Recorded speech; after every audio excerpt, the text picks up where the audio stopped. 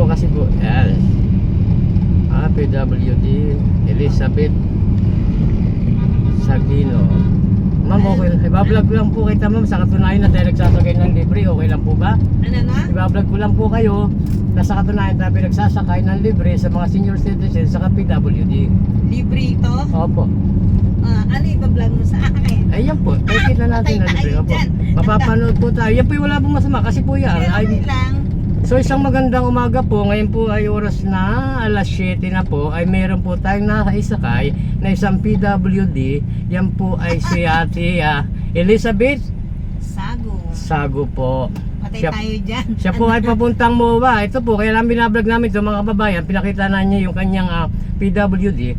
Para sa katunayan po na ang arangkado sakay na ay nagsasakay talaga ng libre para sa ating mga senior citizen. Oh, yan. Ma'am Elizabeth, ano po masasabi nyo ngayon? Ito po ay programa ng arangkada.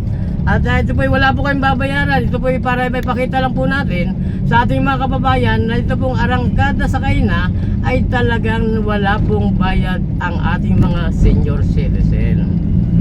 Ano masasabi nyo ma'am? Una-una, syempre, nagpapasalamat ako. Hindi ko akalain libre pala ito. Papunta ako sa clinic. Magpapacheck up. Every 6 months, ano ko yun?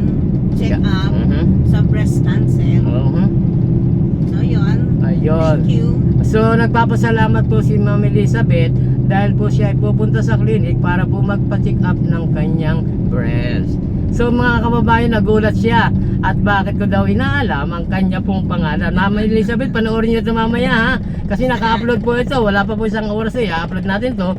So PWD na, siya po ay senior citizen pa.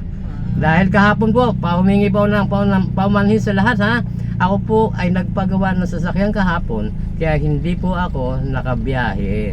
Yun lamang po at maraming salamat po. Sana tangkilikin nyo po ang arangkada sa kaina. Ito po ay para po sa ating mga senior citizen at sa mga PWD.